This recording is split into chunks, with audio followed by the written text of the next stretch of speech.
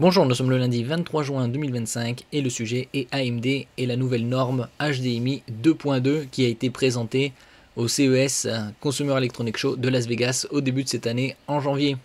AMD est le support d'HDMI 2.2 sur ses GPU Radeon.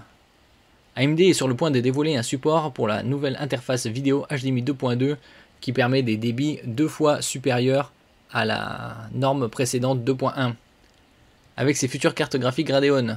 Ce nouveau standard, successeur de l'HDMI 2.1, qui est sorti en 2017, donc il y a déjà 8 ans environ, double la bande passante maximale disponible et permet ainsi d'afficher de la 4K non compressée à 240 Hz et jusqu'à 12K via DSC, Display Stream Compression.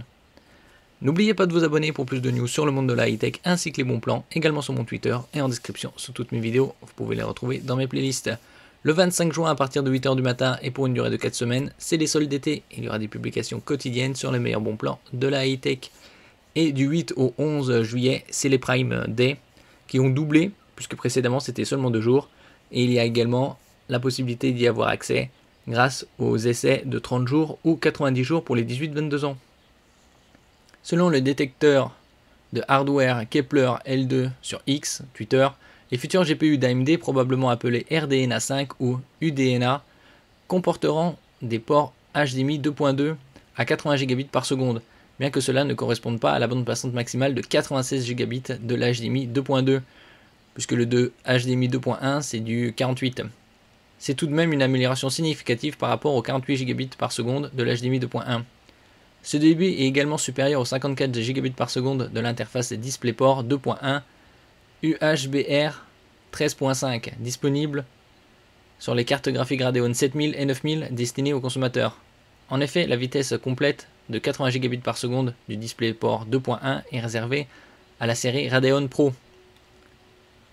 Donc après, il y aura bien évidemment avec l'évolution des moniteurs avec des fréquences très élevées, 400, 500, 600 Hz en 4K d'ici quelques années.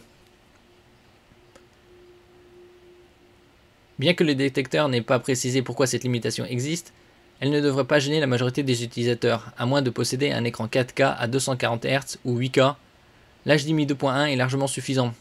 Pour comparaison, DisplayPort 2.1 offre aussi 80 Gb par seconde et peut gérer du 4K à 240 Hz, 8K à 60 Hz HDR ou même 10K à 30 Hz ou 16K à 60 Hz avec DSC, c'est-à-dire avec compression.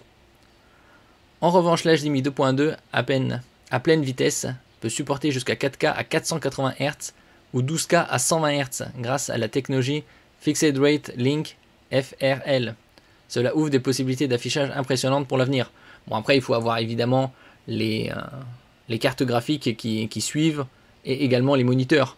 Donc, comme on a vu que le HDMI 2.1 est sorti en 2017 et il est présent depuis, sur le marché depuis environ 8 ans, il faut attendre toujours entre l'annonce et les premiers produits, 6 mois, 1 an environ.